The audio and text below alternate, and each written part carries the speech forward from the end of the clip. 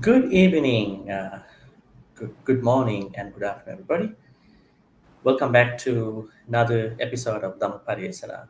In today's Dhammapariyesanā episode, we will be looking at an interesting intersection of animals, especially through a more compassionate window, increasing our compassion footprint, the Animals Manifesto. I'm joined by Shannon Tan. Uh, she is one of the daughters of former interviewee over here, Sister Joanne. And Shannon is very much interested about what we call marine animals and then insects since lately, I guess. And previously, she had interest about animals in general. So before I jump into the discussion, let me paraphrase her bio a little bit. Shannon, 13 years old, attends SMKCC, a Canossa Convent school in Melaka.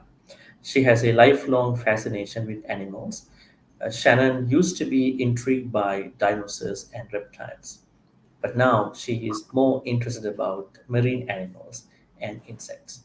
She loves sharing unnoticed animal information, animal facts with others, just like what she's going to do today with us. Like the fact that pill bugs are actually crustacean and that the tiniest jellyfish on the planet happens to be one of the deadliest, one of the scientific facts. Shannon, welcome to the interview discussion. How are you doing today? Good, thank you. Right. Are you excited? Yes, I'm very excited. Okay. Is this your first discussion interview about this kind of a subject online? Yes, actually. Oh, great. I hope you will do the best today. Shannon, so what we are going to do today is trying to see any elements of compassion towards what you know about your encounters with animals, especially insects, and maybe some animals you had encounters before. Probably, I think I'm going to show some pictures about your past, probably how you interacted with some of the creatures in the past. So let's take a look and then uh, start back our discussion.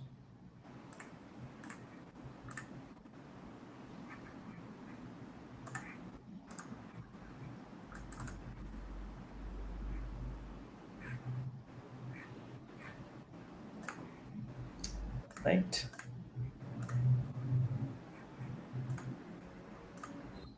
See some of the pictures. Dhamma folks, as you can see, Shannon is the second daughter of Sister Joanne, and you have an elder sister, right, Shannon? Yes, I do. Okay, good. And this is one of the videos. What is this? A creature. Hmm? What is this tiny creature? Is it chameleon? Which one? This one? Can you see? Sorry, no. I think your screen is a bit frozen. Can you? Let me see.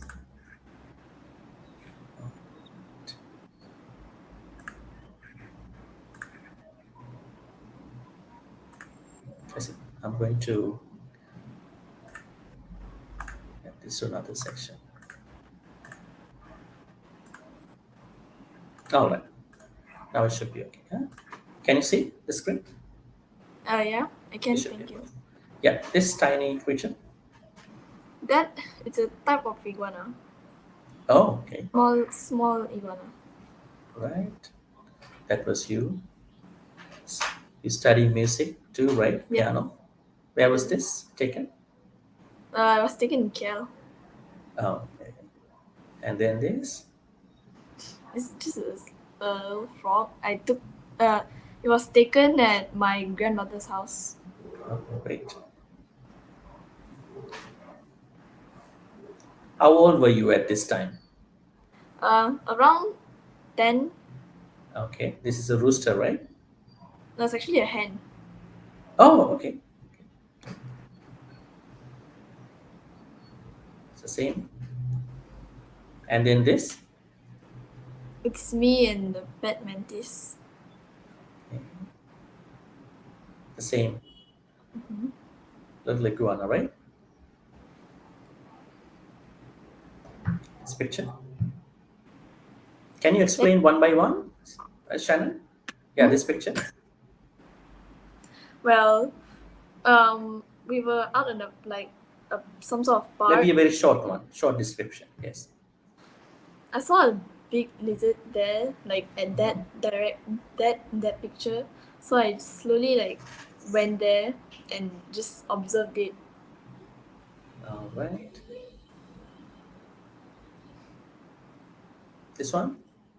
It's a very young photo of me, Mhm. of touching a little prawn in a restaurant. I think it's me holding a very. This is me holding another rooster, maybe. Uh-huh. Right here. This is some sort of petting zoo, and I held a bunny. Same, huh? Mm-hmm. Here. Then, uh, we went to a cafe like quite a long time ago, and then we could hold all the reptiles and stuff. It was really nice. Should be the same place. That is a fat-tailed gecko or a leopard gecko. This is an otter. I took a picture at it at the zoo, but this is just Same a. place. No, this is Same. a some sort of zoo. All right. Butterfly park. This is me at also the butterfly park. It's me observing and butterfly eggs, I think. Right. This was recent. Me holding a leopard gecko. What kind of snake is this? I did a bit of research. I think it could be a tricolor snake.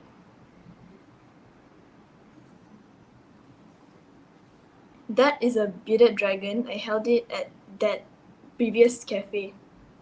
All right. Thank you.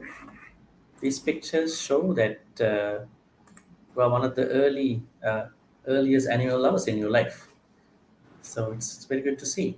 Uh, Shannon, let's get started our discussion by looking at one of the poem that you compiled. I think this is the poem you compiled recently about what you call your perceptions, experiences about tiny creatures, animals. So, would you explain? Probably you can read the stanzas first, and then you can share what they mean to you. The little spider on the wall. Compared to a pencil, it was quite small. One hit that made it fall.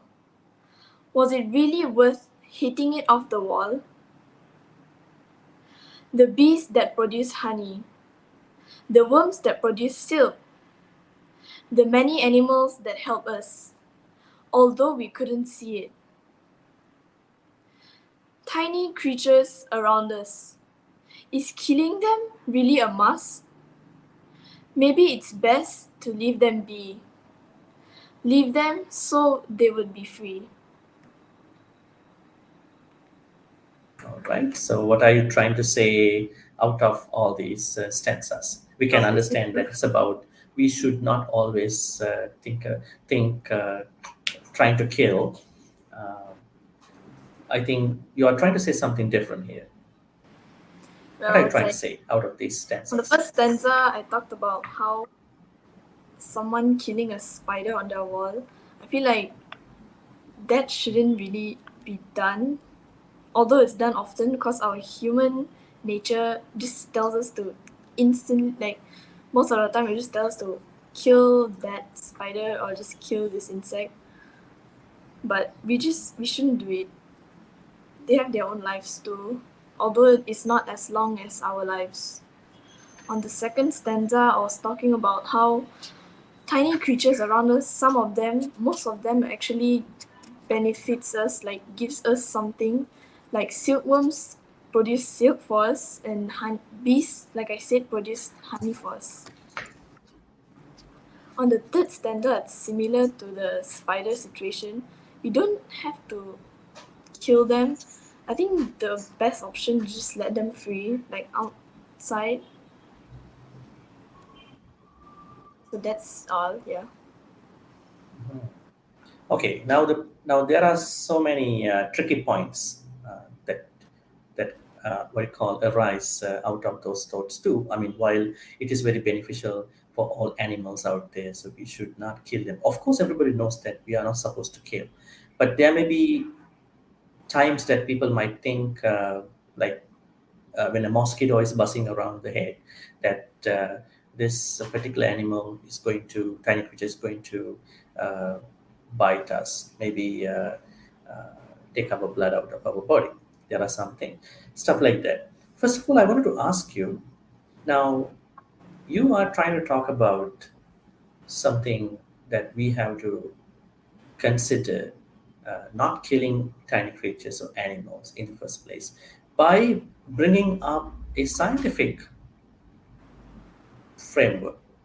So that means, uh, what do you call, getting to know more about animal life in its scientific ways.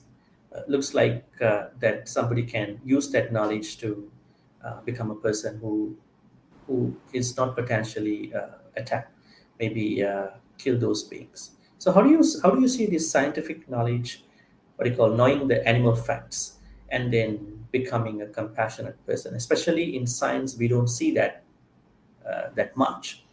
Normally, people have misconception about science. Science goes in a different way, and then ethical life goes in a different way. These two cannot combine. Now, what you are trying to say is that by knowing more about the animal facts, you can become a more compassionate person. So let's what do you call, unpack this misconception at the beginning. How has your understanding about animals, both what do you call, by experience and by theoretical knowledge, has helped you to, what do you call, become a more compassionate person? You maintain both scientific knowledge and your personal life. Well, it's actually like just like again like human nature. If we understand something more, we get to like if we learn about something more, we can understand it more. Like so, if I learn more about like these animals, I can understand how they would react and why would they do these things, and there are like there are many ways you can actually understand. Like Uh, bees, they feel threatened. That's why they sting you, not because they want to. you know that now the world is human dominated. It's not animal dominated anymore. That means humans are the ones who decide. We give enough protection to animals. They have created animal rights manifestos and everything. But still, there are some issues. There are some of the potential abuse to animals, and also I think, as you can see, and everybody can understand that, uh, people have been becoming more compassionate too. I mean, if you look at 20 years back, if an animal was attacked, not many people are trying to take it as a big issue. But now, even if a cat is abused, was attacked by somebody, that if people can see online, everybody's going to be vocal about it. I mean, this shouldn't have happened. Maybe we have to report to animal, what you call, protection or whatever organizations. People have been becoming more compassionate with the, what you call, technological advancements. But still there are issues surrounding us. I mean, sometimes it's not those big animals, large animals, maybe the tiny ones that you are having an interest on.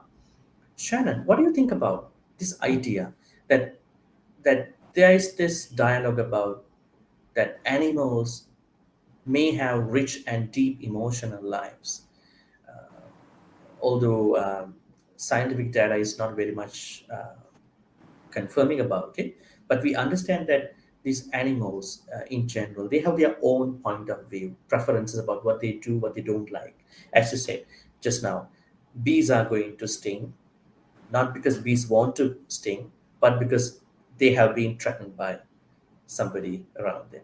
So, what are your thoughts about animals and how they might feel in their own ways, preferences? I think not everybody is going to touch a snake like how you touch, right? They have their fears about them. They might bite us, they might, sting us. So I think you may have a better answer for that. So what do you think about their own ways of, looking at their life outside, their preferences, compared to humans? Humans have their own preferences, what they like and what they don't like. So what about animals in your own ways? Like personally, when you talk about how I held snakes and not many people wants to do that, I feel like most people only fear snakes or like the animals that they don't like could be from like some sort of trauma, or like they just feel disgusted, and I feel like it's completely fine. However, like, but now that you're asking the question, I feel like so those elephant, like you see those elephant, those things where um people would ride on elephants. I feel like, in my opinion, when I look at them, the I feel like the elephant's back would hurt, and like silkworms, when they are when they when they get their pupas like removed, the moths that they grow into, their wings evolves so that they couldn't fly. They're only small, and I don't think, and like in my opinion, it's not safe for them, so they couldn't fly away from enemies like predators. Yeah. So, according to you, what you are trying to say is that humans are going to intrude on animals' life, animals, what you call their daily life, their humans' trouble, and then there are issues. And do you believe that they have certain emotions, like you may have seen on internet, dogs, cats, they feel the separation, they feel the guiltiness about what they may have done. So, looking at that, what do you think about their emotions could be like?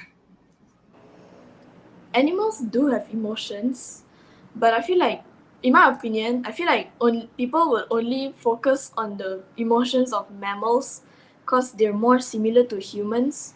But maybe we could like, me personally, I think we could try to reflect with other animals that aren't mammals, like squid. Sometimes a type of squid would glow and light up, and it's a sort of way to communicate with their kind.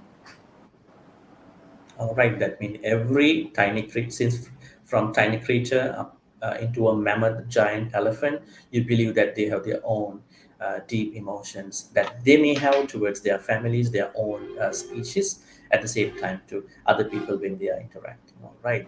Um, Shannon, why do we need to study animal facts? Now, I think you have been learning that those information for a long time, but why do you think that we all should learn animal facts like you?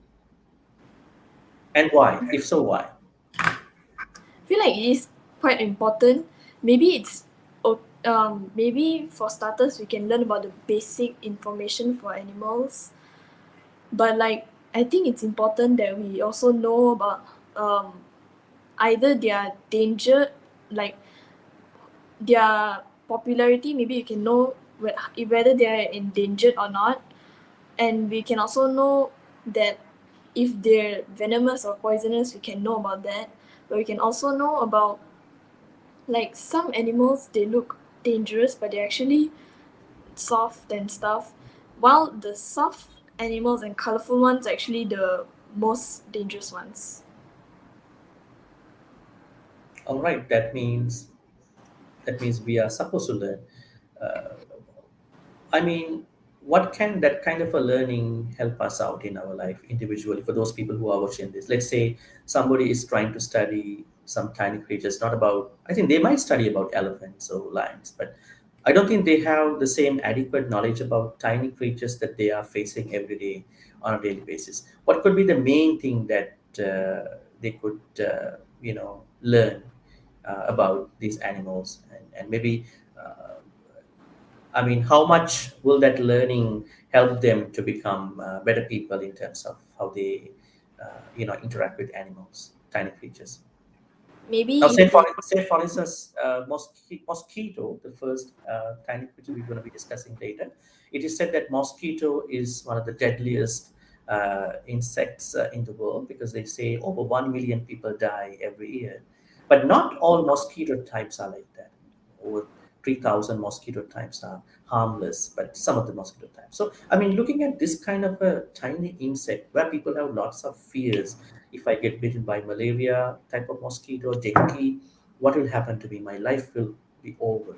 With those fears, what do you think that how these humans, people who are watching this, can understand learning such animal facts about mosquitoes, help their daily life with mosquitoes to become a better one, especially for compassion, respect in their life too? maybe they could study about how, like, honestly, they just the only reason they're like this because they're hungry. Like all of us, like us humans, we also starve, right? And as you can see, mosquitoes, they're just like they're they're living beings as well. So if they study more about them, I think they could understand why they would want to go and bite us. Not technically bite us, just retrieve our blood. But I feel like even if so, like it's said that mosquitoes can balance the environment. Like they could protect rainforests and could balance popularities of specific creatures. Like if mosquitoes didn't exist, some animals would go extinct because their diet is mainly on mosquitoes, and some creatures would go invasive because mosquitoes aren't there to help with the popularity. Right. So, you mean in terms of the existence of mosquitoes, there are certain other tiny creatures, probably other animals, are going to be surviving on them. Other than that, Shannon, because we are talking this a little bit onto the spiritual side too, do you think that for those people who are complaining about mosquitoes, can they do some preventative things for mosquitoes without killing them before they're going to have a hard time on those people? I mean, you have any suggestions? I mean, mosquitoes are grown in places, certain places, maybe how they get into the houses, rooms. Can people still do something by understanding how they get grown and how they survive and all that? Are there any preventative things can people do in terms of Well, mosquitoes? first of all, people know that mosquitoes start by larvae in the water, right? So maybe in mostly hotter days, they could like prevent like leftover like pails of water outside so that mosquitoes won't spread in there. And like maybe if they're already adult and there's like a lot of mosquitoes everywhere, the easiest thing to do is just put the netting on your windows and doors. Yeah, very, very non-harmful ways to, yeah, and then, yeah, interesting. Um, I think you already talk about the positive and negative sides of the existence of certain insect. Now, in this case, mosquitoes, and you do believe that we have to respect their life. And Shannon, have you ever heard about the concept in Buddhism called metta, Metta? Long A. Metta means loving kindness. The Buddha asks us to practice loving kindness to all living beings. That means we have to respect every living being's life, even snakes, deadliest ones, maybe the kindest ones, whoever. So I think by knowing how do mosquitoes grow, how are they born, how do they exist, and how can we do some preventative measures can help us to become more compassionate, more mindful people about mosquitoes. Do you have anything else about mosquitoes, Shannon? You want to share with our audience? what they can think about, what can they do, maybe some of the very unnoticed information that you have explored already. Not Well, some mosquitoes can actually bring diseases. I heard that there's a type of mosquito that the female only brings diseases and sucks on human or on mammals' blood. However, the male only eats nectar, which is quite interesting, knowing that mosquitoes mostly drink blood. That's what they are known for. Their all name is also their name is also the meaning of their name is called little fly, which is obvious why. all right, let's talk about bees. B double. Yes. What information that you have about bees that we don't know? We normally know what is a bee, wasp, like that. I mean, I think people have different thoughts about bees. Some are good information, some are not good. So, what are the animal facts about bees that you have in terms of bees' existence? Well, bees. Okay, so if you're surrounded by a swarm of bees, first thing you need to do is like don't panic and you have to cover your nose and mouth because apparently they can smell the carbon dioxide that you produce. Like they can sense it. And since if you panic so much, they can actually find you as a target. And if one bee stings you in that swarm, the whole hive is gonna know that you're a target. So you'll have to run around for like 90 feet, and you cannot jump in a pool of water because they'll wait for you until you get out. And humans average can breathe for 2 minutes in the water. Does that mean that if we going to be compassionate towards some of the insects, like in this case bees, we should know how they behave, how they act, and how they respond. Now, as you said, if we going to be panic, definitely we will be a target of the bees. If we are not panic, they might not bother us, right? So that means if we want to be compassionate to certain insects, I think mostly for all insects, all animals, if you're going to be a troublemaker, problem maker, going to be a what you call a panicker, definitely they will attack us. That means one of the things that we have to keep in mind is not being panicked. Just be relaxed in case you meet some of these insects, and then act accordingly, right? What are the other things, Shannon, without, I mean, in addition to not being panicking about bees, let's say, what are the very good information about bees that we have to learn that from a scientific background, maybe from your own experience? Feel like bees, I personally, when they sting, I learned that when they sting, mostly honeybees, when they sting, they actually die because their stinger is connected to their intestines and their organs. So when they pull out their stinger, the rest of their organs is left and they will just die, unfortunately. However, I think that could be avoided if we stay at a safe distance from them, and if you want to observe them closely, at least like be careful when they try to go close to you. Just don't panic or move around too much. All right, great.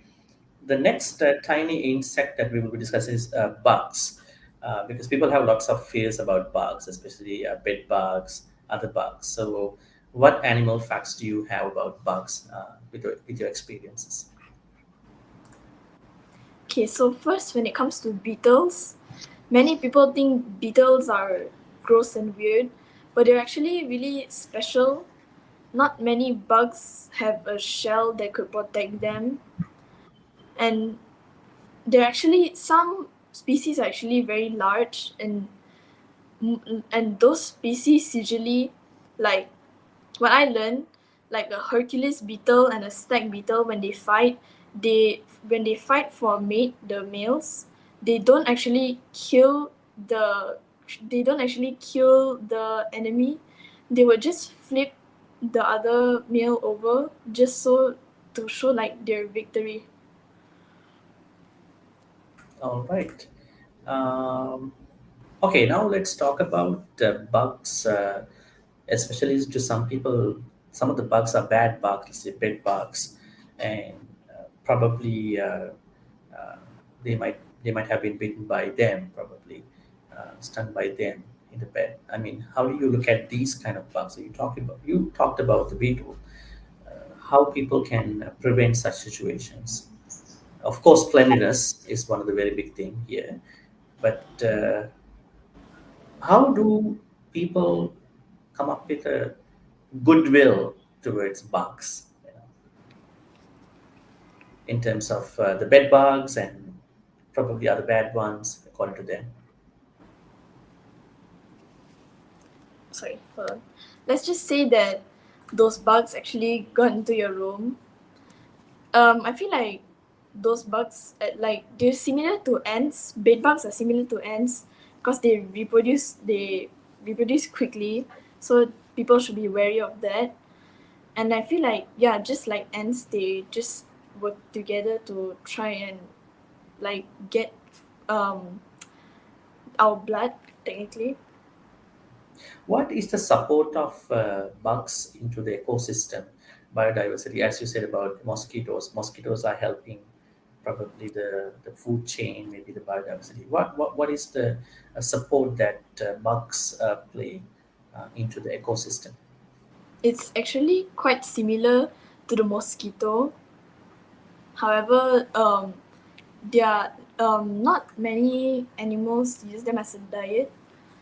However, it's still safe to say that the best you can do to avoid them is just not only be clean but like use a good quality bed or pillow. Uh-huh.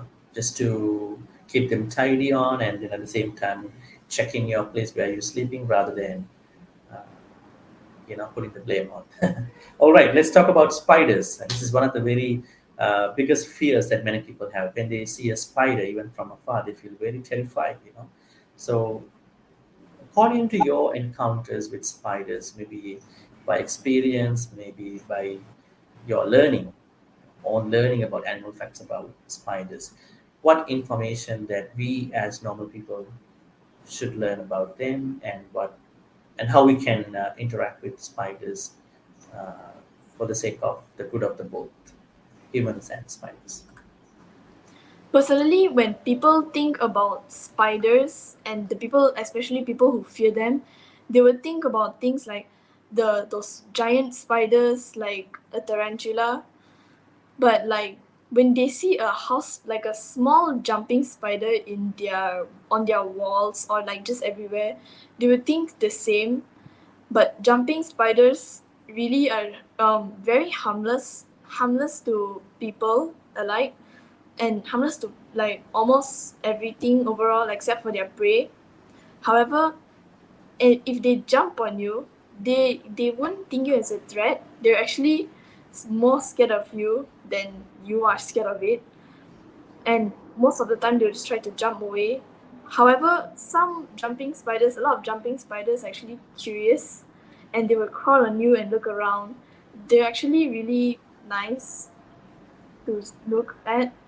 Like some, they actually have their personalities.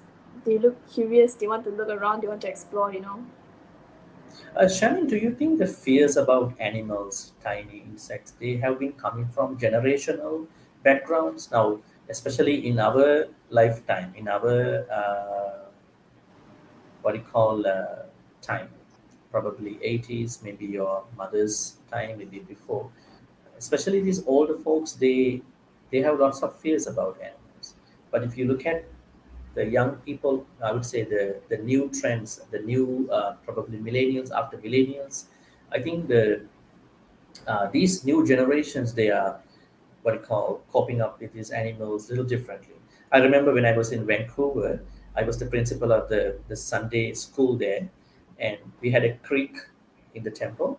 There are some colorful snakes, and these little children go and then they catch these snakes and then show to me, right? And I thought to myself, like we are not very comfortable, like even looking at a snake. This snake is not venomous actually, but they have no fear in like how you caught that snake. touching and then caressing and then rubbing and massaging all that. So I think, do you think that this could be generation, the fears, or maybe you have perhaps witnessed some of your friends are not like you. They're scared of these all tiny creatures. Have you ever experienced like that? Like you are different Uh, from them? no, not all of, however, not all of my friends like the fact that I love these weird and tiny creatures. However, I do understand that some people they get their fear from generations because what the stories that their ancestors have told about these specific creatures. And like the story that you told me, I think mainly that happened because um I don't think the children know about the snakes that much. However, if it's harmless, it's alright. However, like even if they have no venom, they can still bite. And like personally, I do not have the fear from generations, because my mother one time she was in a camp, and when she wanted to wear her shoes, put her shoes back on, she felt something slimy in her shoe, and it turns out to be a frog. And that's how she formed that fear of frogs. But for me, I like frogs. They're very interesting creatures. Not every day that you see a creature that could breathe through their skin and lungs. Great. Let's talk about another tiny creature, cockroaches. I mean, they're kind of a little disturbing tiny creatures to many people in their household. See. So, how do you look at a cockroach in a household, in a kitchen, maybe in the toilet washroom when they see? And what are the animal facts about cockroaches, and what is your encounter? How can we become more compassionate to it, a cockroach, right, without disturbing, without killing them? Most roaches actually live in the forests and like jungles, like the Madagascar hissing roach and the dubia roach. They actually live like in places where people usually don't find them. Unlike the German roach, German cockroaches, they live in people's houses. That's how roaches get their bad name. And like personally, the best thing you could do is just like catch them and let them out. Feel like those roaches specifically would like to couldn't live without human disposal. Like maybe leftover food, the roaches might find it. And like maybe it's best if you call like an exterminator who doesn't kill but just like catches them, gets them all completely. Like certain bee exterminators, they just smoke them and put them in a box. I think the first thing is that people get panic. People get very scared when they see. Maybe I think when people scared, they might also feel something about people. Maybe they might think the humans going to catch them, probably to kill them or something.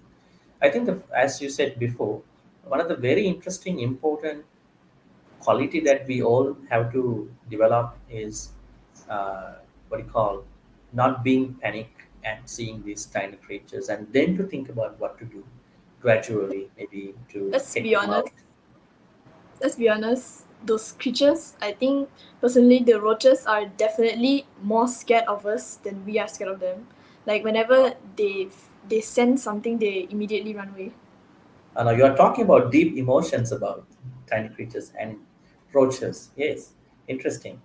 Um, what about rats? I think rats have been mostly discussed even in the uh, scientific researchers, especially when they do some new tests. They test on these animals. Actually, it's a big issue in some places. They say researchers they misuse, they dismiss, they what you call do a lot of harm on certain rats. They're saying that they are going to create a better place. They are going to create a better what you call world by testing on them, like using them as guinea pigs. So, plus at the same time, rats carrying some diseases too. So, what are your thoughts about rats? Well, rats actually, weirdly enough, many people actually find rats cute, like mouse. But I feel like some people's, like specific people, actually don't like them only because of their tail, their weird tail. Um, Although they carry diseases, I think mostly because of the environment they're in, like rats that fall in sewage, and like personally they're just trying to find food. Like they could find food everywhere, like raccoons. They just rummage around like bins in behind houses. They will just find anything that's edible and they'll just eat it. Yeah, that's all.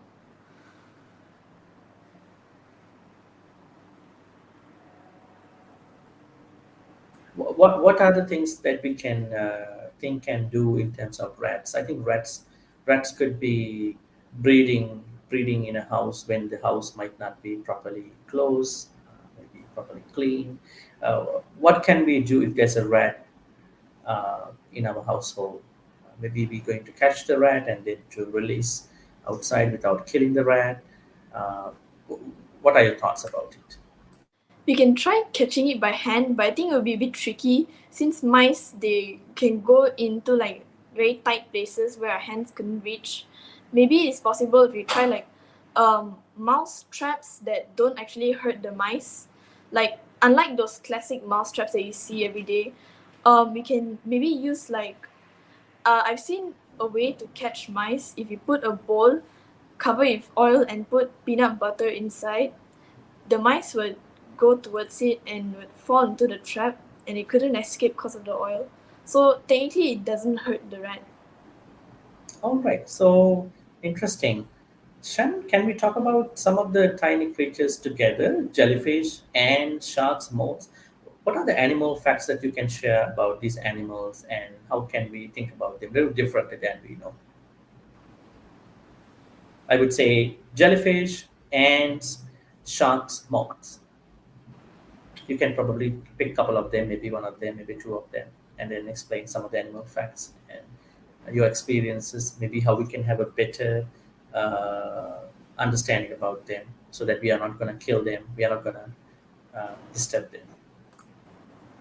Well, jellyfish, there are some species like the moon jellyfish that is actually harmless to people, and like jellyfish are actually more like obviously harmless to their on their tentacles, and the most dangerous species of jellyfish is called the box jellyfish, mainly on the Chironex species, which could actually kill someone. Um, they mostly live in the Australian oceans. Now about sharks, uh, the hammerhead shark can actually have almost a 360-degree vision, despite their weird head, despite their weird the looks. And the nurse shark is typically harmless to people as well, although they will bite if you disturb them. All right, interesting. What about ants, tiny ants? What can we do to them? What animal facts that we should learn about them? Well, ants, they're actually really interesting. Many ant colonies, they will work hard to build their own colony. They will protect their queen. Um, Most worker ants would um, stay in the colony and would either like maybe explore out, and the army, those bigger ants with the larger mandibles, they would mostly follow those smaller ants to either help them carry food or protect the queen. There are types of ants that use leaves to like there are some type of ants that could use leaves to make their own house, or specific ants that could actually make a house out of themselves to protect the queen. And there's also a type of ant species that use other ant colonies to use it as their own so they could have a work-free life. Interesting, very interesting. Shannon, finally, at this point, what I can think is that don't you think that this is a win-win situation for us to peacefully coexist with these tiny creatures, maybe large animals, because we have to let them live at the same time. We have to also prevent certain things from them. We have to be careful when we have to understand the ecosystem biodiversity. Don't you think this is kind of a win-win situation? What can happen with this knowledge and then putting them into practice, especially for a normal person in a household. Well, basically, like if you want to prevent those those things like rats, ants, and mites, like bed bugs, I think the obvious way you can do is just maintain your cleanliness and like don't leave like food on the floor or just like anywhere in your house, or those animals might come and get it and might just live in your house for a while.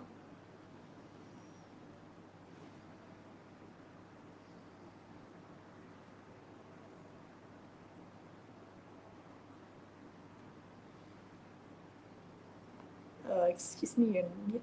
Sorry.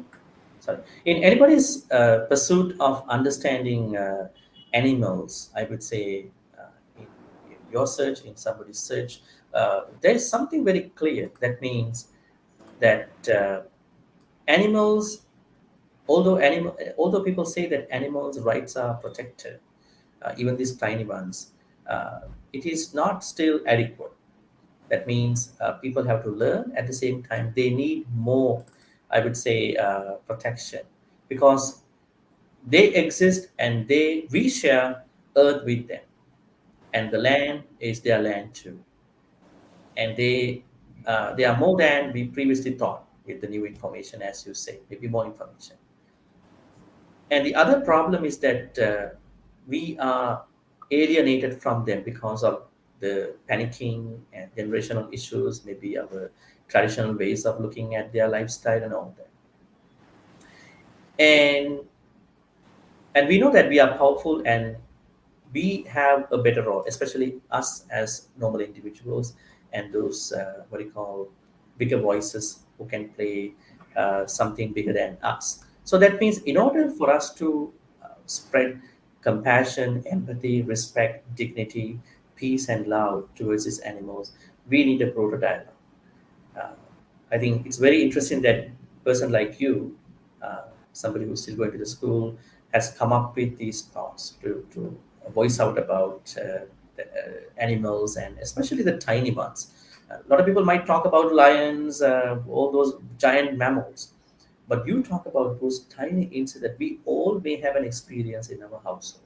That's such a very wonderful, wonderful thing.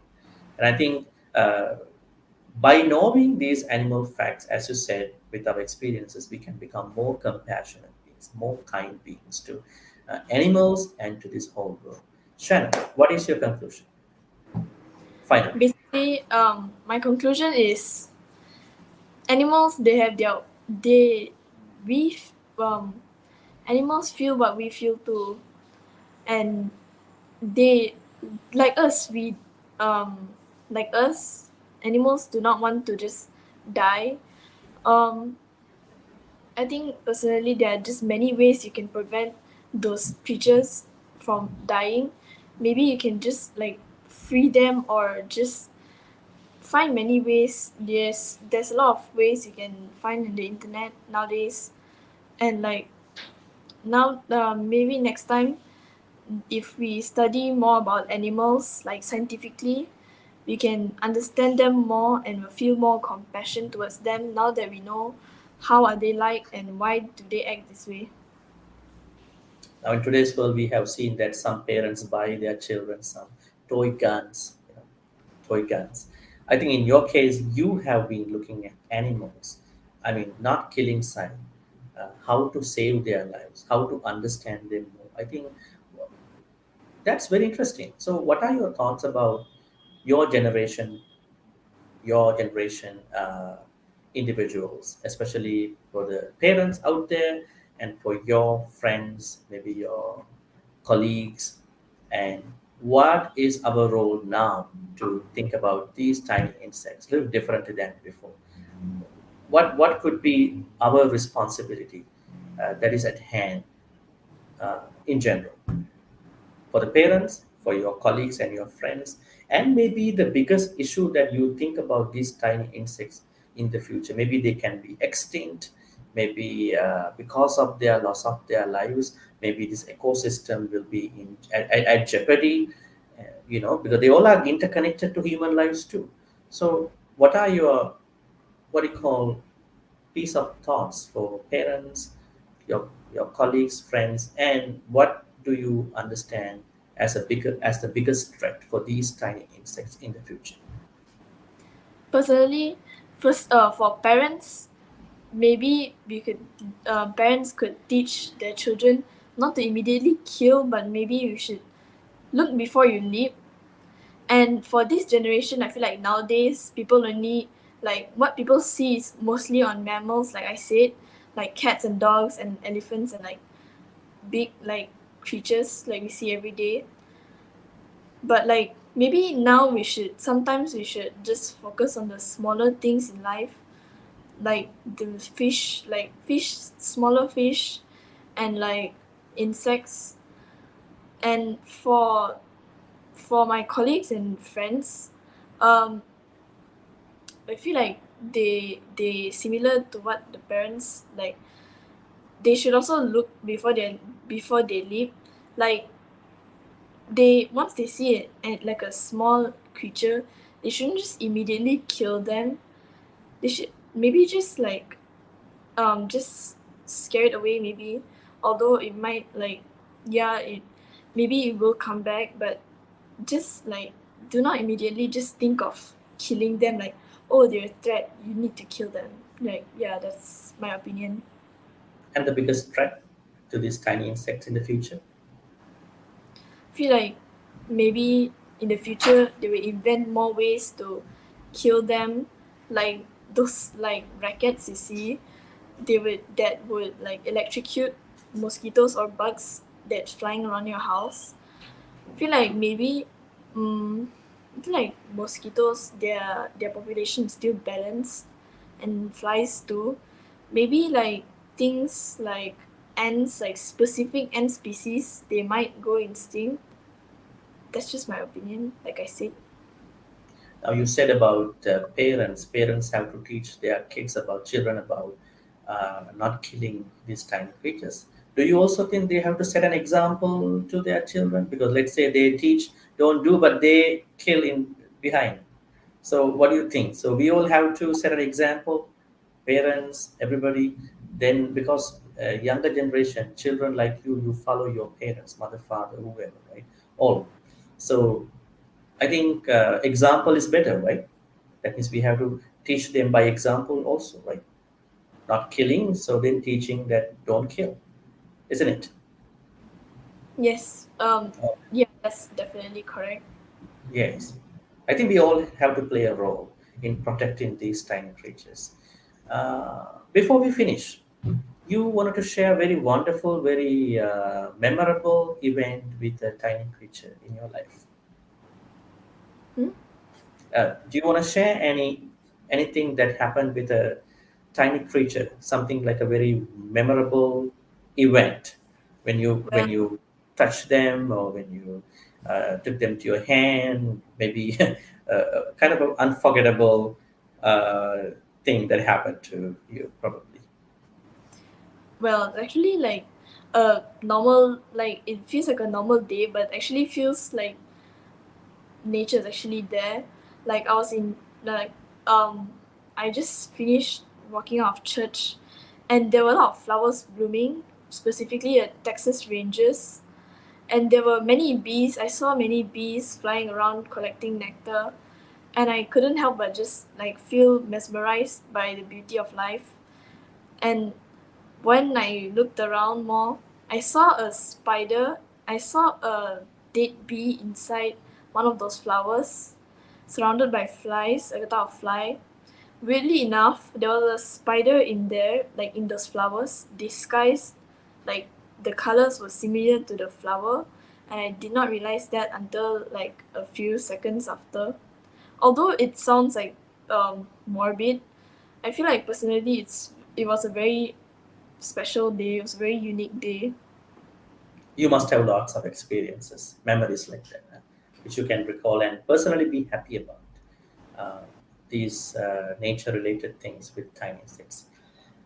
Thank you, Shannon. Thank you, Shannon Tan, for the time that you spent with us about animal facts, especially not just the animal facts we don't know. I mean, your experiences, your kind, what you call, very gracious, kind, loving thoughts about animals, tiny insects in particular, and you share this knowledge with everybody who have been watching on your side, on our side, and across the world. I hope that today, after this interview, we became at even bit more compassionate towards this tiny insect. So that was one of the outcomes that I expect everybody to, have in their life. Now, folks, today, Shannon Tan was the interviewee here. Shannon Tan is the daughter, second daughter of Joanne, who was previously interviewed by me, I think 2 years ago. That was during the COVID time. And Shannon Tan was introduced to me by Sister Malika Suping Chua, uh, her music teacher, piano teacher.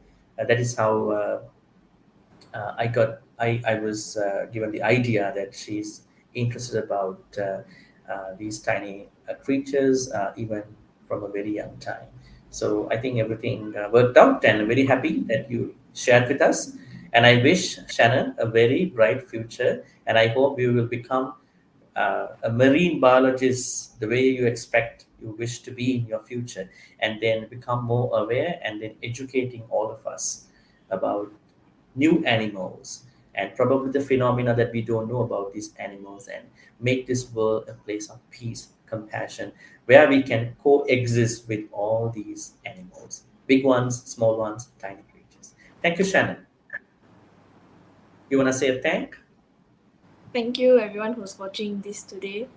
Um, I was actually quite nervous starting this, so I'm glad this